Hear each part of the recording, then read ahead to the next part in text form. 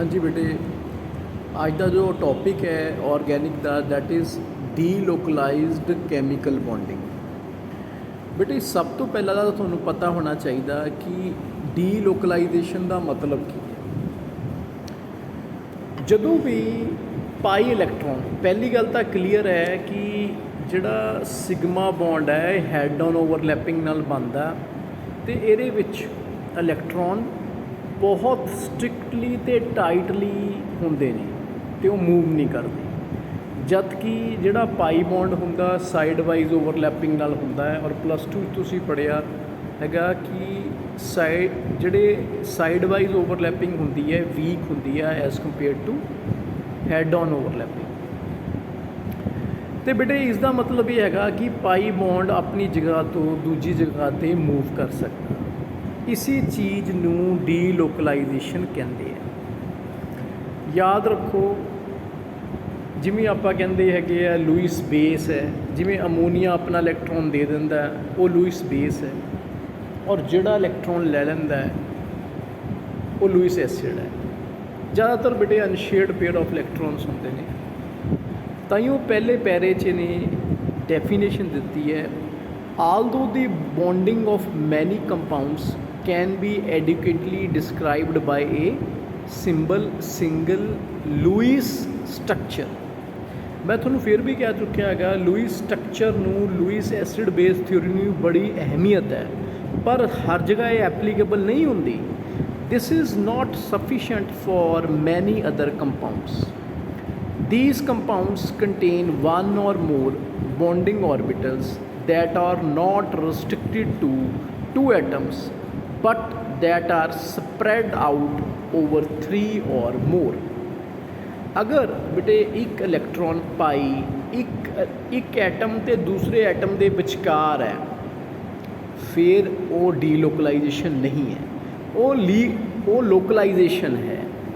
अगर वो 3 ਜਾਂ 3 ਤੋਂ ਵੱਧ ਐਟਮਸ ਨੂੰ ਟੱਚ ਕਰਦਾ ਹੈ ਤਦ ਉਸ ਨੂੰ ਆਪਾਂ ਡੀਲੋਕਲਾਈਜੇਸ਼ਨ ਕਹਿੰਦੇ ਆ। Such bonding is said to be delocalised. So in this chapter we will describe the delocalisation behaviour. ਔਰ ਬੇਟੇ ਨੈਚੁਰਲੀ ਜਦੋਂ ਇਲੈਕਟ੍ਰੋਨ ਡੀਲੋਕਲਾਈਜ਼ਡ ਹੋ ਕੇ ਇੱਕ ਐਟਮ 'ਚੋਂ ਦੂਜੇ ਐਟਮ, ਦੂਸਰੇ ਐਟਮ 'ਚੋਂ ਤੀਸਰੇ ਐਟਮ ਜਾਏਗਾ ਅਤੇ ਨੈਚੁਰਲੀ ਉਸ ਦੀਆਂ ਆਪਣੀਆਂ ਰੈਜ਼ੋਨੇਟਿੰਗ ਸਟਰਕਚਰਸ ਬਣੂਗੀਆਂ, ਔਰ ਹਰ ਰੈਜ਼ੋਨੇਟਿੰਗ ਸਟਰਕਚਰ ਦੀ ਇੱਕ ਆਪਣੀ ਐਨਰਜੀ ਹੁੰਦੀ ਹੈ। ਫਿਰ ਬੇਟੇ ਆਪਾਂ ਐਵਰੇਜ ਕੱਢਦੇ ਆ। ਫੋਰ ਐਗਜ਼ਾਮਪਲ, ਅਗਰ ਮੈਂ ਰੈਜ਼ੋਨੈਂਸ ਬਣਾ ਰਿਹਾ, ਕੋਈ ਐਟਮ ਆ ਜਾਵੇ ਇਲੈਕਟ੍ਰੋਨੈਗੇਟਿਵ, ਫੋਰ ਐਗਜ਼ਾਮਪਲ ਨਾਈਟ੍ਰੋਜਨ ਆ ਜਾਵੇ ਜਾਂ ਆਕਸੀਜਨ ਆ ਜਾਵੇ, ਉਹਦੇ 'ਤੇ ਨੈਗੇਟਿਵ ਚਾਰਜ ਆ ਜਾਏ ਤਦ ਬੇਟੇ ਅਨਸਟੇਬਿਲਿਟੀ ਬਹੁਤ ਜ਼ਿਆਦਾ ਵੱਧ ਜਾਂਦੀ ਆ, ਮਤਲਬ ਐਨਰਜੀ ਬਹੁਤ ਜ਼ਿਆਦਾ ਵੱਧ ਜਾਂਦੀ ਆ, ਇੰਕਰੀਜ਼ ਹੋ ਜਾਂਦੀ ਆ।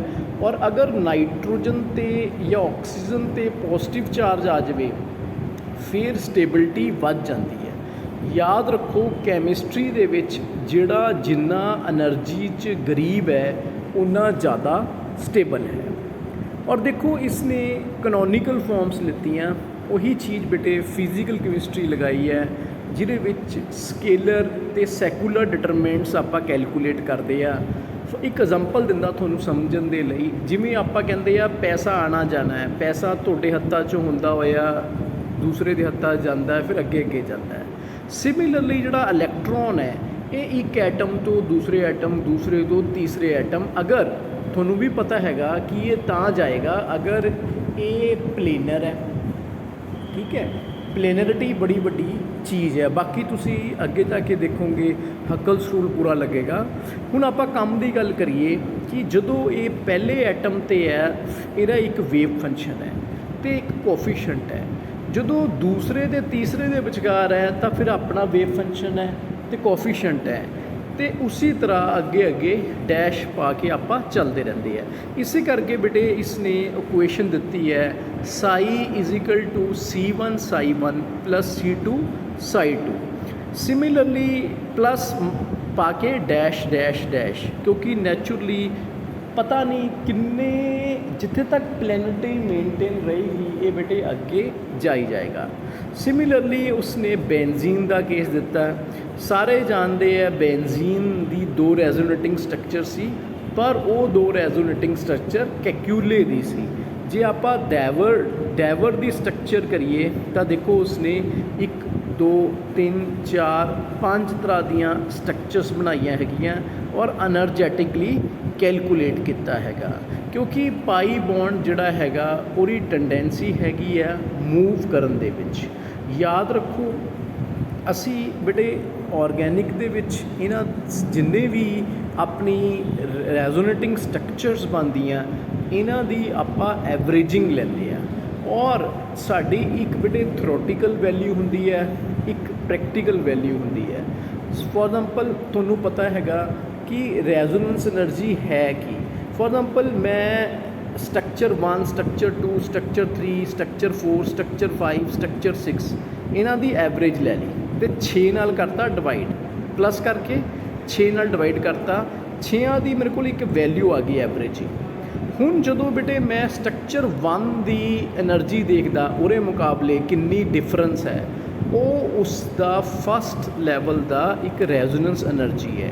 ਅਤੇ ਨੈਚੁਰਲੀ ਅਸੀਂ ਇਹ ਦੇਖਿਆ ਕਿ ਜਿਹੜੇ ਇਲੈਕਟ੍ਰੋਨੈਗੇਟਿਵ ਐਟਮਸ ਦੇ ਉੱਤੇ ਪੋਜ਼ਿਟਿਵ ਚਾਰਜ ਆਇਆ ਉਹ ਜ਼ਿਆਦਾ ਐਵਰੇਜ ਦੇ ਨੇੜੇ ਹੈ, ਉਹਨਾਂ ਵਿੱਚ ਅੱਛੀ ਖਾਸੀ ਸਟੇਬਿਲਿਟੀ ਦੇਖਣ ਨੂੰ ਮਿਲੀ ਹੈ।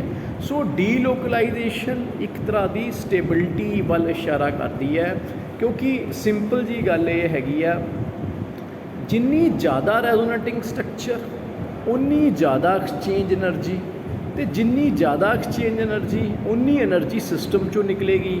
ਔਰ ਕੈਮਿਸਟਰੀ ਵਿੱਚ ਜਿੰਨਾ ਜ਼ਿਆਦਾ ਕਰੀਬ એનર્ਜੀ ਵਿੱਚ ਉਨਾ ਜ਼ਿਆਦਾ ਬੇਟੇ ਉਹ ਸਟੇਬਲ ਹੁੰਦਾ ਹੈ। ਜੀ ਬੇਟੇ ਇਸ ਸਲਾਈਡ ਨੂੰ ਦੇਖੋ, ਇਸ ਸਲਾਈਡ ਦੇ ਵਿੱਚ ਔਰਬਿਟਲ ਰਿਪਰੈਜ਼ੈਂਟੇਸ਼ਨ ਦਿੱਤੀ ਹੋਈ ਹੈ ਬੈਂਜ਼ੀਨ ਦੀ। ਬੈਂਜ਼ੀਨ ਤੁਹਾਨੂੰ ਪਤਾ ਹੈਗਾ, ਬੈਂਜ਼ੀਨ ਜਿਹੜਾ ਹੈਗਾ ਇਹਦੇ ਵਿੱਚ 2 ਕਲਾਊਡ ਹੁੰਦੇ ਨੇ, ਇੱਕ ਅੱਪਰ ਕਲਾਊਡ ਇੱਕ ਨੀਚੇ ਵਾਲਾ ਕਲਾਊਡ। ਇਹ ਬੇਟੇ ਸਭ ਤੋਂ ਪਹਿਲਾਂ ਤਾਂ ਸਮਝੋਗੇ ਕਲਾਊਡ ਬਣਦੇ ਕਿਵੇਂ ਨੇ। ਸਭ ਤੋਂ ਪਹਿਲਾਂ ਤਾਂ ਤੁਸੀਂ ਇਹ ਜਾਣਦੇ ਹੋ ਕਿ ਜਿਹੜੀ ਬੈਂਜ਼ੀਨ ਹੈ ਇਹਦੀ ਹਾਈਬ੍ਰਿਡਾਈਜੇਸ਼ਨ ਹੈਗੀ ਆ sp2। ਟੋਟਲ ਕਿੰਨੇ p ਆਰਬਿਟਲਸ ਹੁੰਦੇ ਨੇ? 3, px py pz, ਰਾਈਟ। ਕਿਉਂਕਿ ਜੇ ਆਪਾਂ m ਦੀ ਵੈਲਿਊ ਗੱਲ ਕਰੀਏ ਮੈਗਨੈਟਿਕ ਕੁਆਂਟਮ ਨੰਬਰ ਦੀ ਤਾਂ -1 0 +1 px pz py, ਰਾਈਟ। ਅਤੇ ਟੋਟਲ ਕਿੰਨੇ ਨੇ? 3। ਹਾਈਬ੍ਰਿਡਾਈਜੇਸ਼ਨ ਦੇ ਵਿੱਚ ਕਿੰਨੇ ਯੂਜ਼ ਹੋ ਗਏ? 2। ਕਿੰਨੇ ਅਨਹਾਈਬ੍ਰਿਡਾਈਜ਼ ਬਚ ਗਏ? 1। ਹਰ ਕਾਰਬਨ 'ਤੇ ਇੱਕ ਨਜ਼ਰ ਆ ਰਿਹਾ ਨਾ, ਫਿਗਰ 2.1 ਦੇਖੋ। ਔਰ ਨੈਚੁਰਲੀ ਜਿਹੜਾ ਵੀ ਇਹ ਲੋਬ ਹੈਗਾ, ਇੱਕ ਅੱਪਰ ਲੋਬ ਹੈ ਇੱਕ ਨੀਚੇ ਲੋਬ ਹੈ, ਕਿਉਂਕਿ ਤੁਹਾਨੂੰ ਸਾਰਿਆਂ ਨੂੰ ਪਤਾ ਹੈ ਜਿਹੜੇ p ਆਰਬਿਟਲਸ ਹੁੰਦੇ ਨੇ ਇਹ ਡੰਬਲ ਸ਼ੇਪ ਹੁੰਦੇ ਨੇ। ਡੰਬਲ ਮਤਲਬ ਇੱਕ ਉੱਪਰ ਡੰਬਲ ਇੱਕ ਨੀਚੇ ਹਾਫ ਡੰਬਲ, ਅਤੇ ਇਸੇ ਕਰਕੇ ਸਾਈਡ ਵਾਈਜ਼ ਓਵਰਲੈਪਿੰਗ ਦੇ ਨਾਲ ਇੱਕ ਬੇਟੇ ਅੱਪਰ ਕਲਾਊਡ ਬਣ ਗਿਆ, ਇੱਕ ਲੋਅਰ ਕਲਾਊਡ ਬਣ ਗਿਆ। ਮਤਲਬ ਕਲਾਊਡ ਬਣਨ ਦਾ ਇਹ ਹੈਗਾ, ਇੱਥੋਂ ਦੀ ਗੱਲ ਇਹ ਪ੍ਰੂਫ ਹੋ ਰਹੀ ਆ ਕਿ ਰੈਜ਼ੋਨੈਂਸ ਹੁੰਦੀ ਹੈ, ਕਿਉਂਕਿ ਇਹ ਇੱਕ ਪ੍ਰੂਫ ਹੈ ਕਿ ਜਿਹੜੀ ਸਾਈਡ ਵਾਈਜ਼ ਓਵਰਲੈਪਿੰਗ ਆ ਇਹਦੇ ਨਾਲ ਹੀ ਪਾਈ ਇਲੈਕਟ੍ਰੋਨਸ ਮੂਵ ਕਰਦੇ ਆ। ਲੇਟਰ ਔਨ ਤੁਸੀਂ ਜਾਣੋਗੇ ਕਿ ਇਹਦੇ ਵਿੱਚ ਪਲੈਨਰਿਟੀ ਵੀ ਬਹੁਤ ਵੱਡੀ ਚੀਜ਼ ਹੈ। 4n+2 ਐਰੋਮੈਟਿਕ ਕੰਪਾਊਂਡਸ ਜੋ BSc ਦੇ ਆਪਾਂ ਪੜ੍ਹੇ ਸੀ ਉਹ ਵੀ ਅੱਗੇ ਜਾ ਕੇ ਇਹਦੇ ਨਾਲ ਜੁੜਨਗੇ। ਪਰ ਜਿਹੜਾ ਤੁਹਾਡਾ ਟੌਪਿਕ ਹੈ ਇਹ ਡੀਲੋਕਲਾਈਜ਼ਡ ਬਿਹੇਵੀਅਰ ਹੈ, ਔਰ ਬੈਂਜ਼ੀਨ ਇੱਕ ਐਗਜ਼ਾਮਪਲ ਹੈ, ਸਿੰਪਲ ਐਗਜ਼ਾਮਪਲ ਹੈ ਡੀਲੋਕਲਾਈਜੇਸ਼ਨ ਦੀ। ਉਸੇ ਤਰ੍ਹਾਂ ਐਂਥਰਾਸੀਨ ਹੈ, ਉਸੇ ਤਰ੍ਹਾਂ ਬੇਟੇ ਤੁਸੀਂ ਹੋਰ ਵੀ ਕਈ ਤਰ੍ਹਾਂ ਦੀਆਂ ਐਗਜ਼ਾਮਪਲਸ ਦੇਖੀਆਂ BSc ਵਿੱਚ, ਜਿਵੇਂ ਐਲੀਨਸ ਹੈ ਔਰ 1,3-ਬੂਟਾਡੀਨ ਦਾ ਕੰਸੈਪਟ ਤੁਸੀਂ ਦੇਖਿਆ ਹੈਗਾ। ਸੋ all are showing the we can say ਡੀਲੋਕਲਾਈਜੇਸ਼ਨ ਔਰ ਕੰਜੂਗੇਸ਼ਨ ਔਰ ਰੈਜ਼ੋਨੈਂਸ ਇੱਕੋ ਹੀ ਗੱਲ ਹੈ, ਇੱਕੋ ਹੀ ਮਤਲਬ ਹੈ। ਹਾਂਜੀ ਬੇਟੇ ਇਸ ਸਲਾਈਡ ਨੂੰ ਦੇਖੋ, ਇਹ ਇੱਕ ਕੁਆਂਟਮ ਮਕੈਨੀਕਲ ਮਾਡਲ ਹੈ ਔਰ ਇਹ ਮੈਂਸ਼ਨ ਕਰਦੀ ਹੈ ਇੰਡੋ, ਨਿੰਡੋ, HMO, SCF ਕੋਈ ਘਬਰਾਉਣ ਦੀ ਗੱਲ ਨਹੀਂ, ਇਹਦੇ ਬਾਰੇ ਕੁਆਂਟਮ ਮਾਡਲਸ ਦੇ ਵਿੱਚ ਆਪਾਂ ਡਿਸਕਸ ਕਰਾਂਗੇ ਆਪਣੇ ਕੁਆਂਟਮ ਦੇ ਲੈਕਚਰਸ ਦੇ ਵਿੱਚ। ਕਿ ਇੱਕ ਸਾਇੰਟਿਸਟ ਆਇਆ ਸੀ, ਉਸਨੇ ਇਹਦੇ 'ਤੇ ਹਾਰਟਰੀ ਆਇਆ ਸੀ ਔਰ ਇਸਨੇ ਬਹੁਤ ਕੰਮ ਕੀਤਾ ਸੀ, ਜਿਸ ਨੂੰ HF ਮੈਥਡ ਆਪਾਂ ਬੇਟੇ ਕਹਿੰਦੇ ਆ, ਜਿਸ ਦਾ ਦੂਸਰਾ ਨਾਮ ਹੈ ਸੈਲਫ ਕੰਸਿਸਟੈਂਟ ਫੀਲਡ ਮੈਥਡ। ਯਾਦ ਰੱਖੋ, ਇਹ ਤੁਹਾਡੇ ਫਿਜ਼ੀਕਲ ਦੇ ਸਿਲੇਬਸ ਦੇ ਵਿੱਚ ਹੈਗਾ ਪਹਿਲੇ ਚੈਪਟਰ 'ਚ ਹੀ। ਸੋ ਇਸ ਦੇ ਬਾਰੇ ਇਹ ਗੱਲ ਕਹੀ ਗਈ ਹੈ ਕਿ ਜਦੋਂ ਇੰਨੇ ਸਾਰੇ ਇਲੈਕਟ੍ਰੋਨਸ ਆਪਸ 'ਚ ਕੰਜੂਗੇਟ ਹੁੰਦੇ ਨੇ, ਜਾਂ ਇੱਕ ਇਲੈਕਟ੍ਰੋਨ ਇੱਕ ਆਪਣੀ ਪੋਜੀਸ਼ਨ ਤੋਂ ਦੂਸਰੀ ਤੇ ਤੀਸਰੀ ਪੋਜੀਸ਼ਨ 'ਤੇ ਜਾਂਦਾ ਹੈ, ਕਿ ਉਹਦੇ ਵਿੱਚ ਇੰਟਰ ਇਲੈਕਟ੍ਰੋਨਿਕ ਰਿਪਲਸ਼ਨਸ ਨਹੀਂ ਹੁੰਦੀ। ਜੇ ਆਪਾਂ ਗੱਲ ਕਰੀਏ ਬੇਟੇ ਹੁੰਦੀ ਹੈ, ਔਰ ਇਹਦੇ ਬਾਰੇ ਆਪਾਂ ਇੰਡੋ ਨਿੰਡੋ ਮੈਥਡਸ, ਇਹ ਸਾਰੇ ਜਿਵੇਂ ਸਿੰਡੋ ਹੈ ਕੰਪਲੀਟ ਨੈਗਲੈਕਟ ਆਫ ਡਿਫਰੈਂਸ਼ੀਅਲ ਓਵਰਲੈਪਸ, ਉਸੀ ਤਰ੍ਹਾਂ ਇੰਡੋ ਹੁੰਦਾ ਹੈ, ਨਿੰਡੋ ਹੁੰਦਾ। ਥੋੜ੍ਹਾ ਜਿਹਾ ਮੈਂ ਤੁਹਾਨੂੰ ਇਹਦੇ ਬਾਰੇ ਗੈਸ ਦੇ ਦਿੰਦਾ। ਇਹਦੇ ਵਿੱਚ ਬੇਟੇ ਸਪੋਜੀਸ਼ਨਸ ਬਣਾ ਕੇ ਚੱਲਦੇ ਆ, ਜਿਵੇਂ ਕਿ ਫੋਰ ਐਗਜ਼ਾਮਪਲ ਮੈਂ ਇੱਕ ਰੈਜ਼ੋਨੇਟਿੰਗ ਸਟਰਕਚਰ ਬਣਾਈ ਜਿਹਦੇ 'ਤੇ ਕਿ ਆਕਸੀਜਨ ਜਾਂ ਇਲੈਕਟ੍ਰੋਨੈਗੇਟਿਵ ਐਟਮ ਉੱਤੇ ਨੈਗੇਟਿਵ ਚਾਰਜ ਆ ਗਿਆ। ਔਰ ਬੇਟੇ ਜਦੋਂ ਇਲੈਕਟ੍ਰੋਨੈਗੇਟਿਵ ਐਟਮ ਉੱਤੇ ਨੈਗੇਟਿਵ ਚਾਰਜ ਆਉਂਦਾ ਹੈ ਨਾ, ਤਾਂ ਉਸਨੂੰ ਗੁੱਸਾ ਚੜ੍ਹ ਜਾਂਦਾ। ਇੱਕ ਗੱਲ ਯਾਦ ਰੱਖਿਓ, ਔਰ ਜਦੋਂ ਉਸਨੂੰ ਗੁੱਸਾ ਚੜ੍ਹਦਾ ਹੈ ਮਤਲਬ ਕੀ ਹੈ, ਇੰਟਰ ਇਲੈਕਟ੍ਰੋਨਿਕ ਰਿਪਲਸ਼ਨਸ ਇੰਨੀ ਜ਼ਿਆਦਾ ਹੋ ਜਾਂਦੀ ਹੈ ਕਿ ਜਿਹੜੀ એનર્ਜੀ ਆ ਇੱਕਦਮ ਵੱਧ ਜਾਂਦੀ ਹੈ ਅਤੇ ਸਟੇਬਿਲਿਟੀ ਇੱਕਦਮ ਗਿਰ ਜਾਂਦੀ ਹੈ। ਅਤੇ ਕਈ ਵਾਰ ਕੀ ਕਰਦੇ ਆ ਫਿਜ਼ੀਕਲ ਕੈਮਿਸਟ, ਉਸ ਨੂੰ ਸਵਿੱਚ ਆਫ ਕਰ ਦਿੰਦੇ ਆ। Switch of in the sense models ਲਗਾ ਦਿੰਦੇ ਆ ਕਿ ਅਸੀਂ ਨੈਗਲੈਕਟ ਕਰਦਾ, ਨੈਗੇਟਿਵ ਚਾਰਜ ਆਇਆ ਅਸੀਂ ਨੈਗਲੈਕਟ ਕਰਦਾ। ਸਿਮਿਲਰਲੀ ਅਗਰ ਇਲੈਕਟ੍ਰੋਨੈਗੇਟਿਵ ਐਟਮ ਦੇ ਉੱਤੇ ਬੇਟੇ ਪੋਜ਼ਿਟਿਵ ਚਾਰਜ ਆ ਜਾਵੇ ਤਾਂ ਸਟੇਬਿਲਿਟੀ ਬਹੁਤ ਜ਼ਿਆਦਾ ਵੱਧ ਜਾਂਦੀ ਹੈ।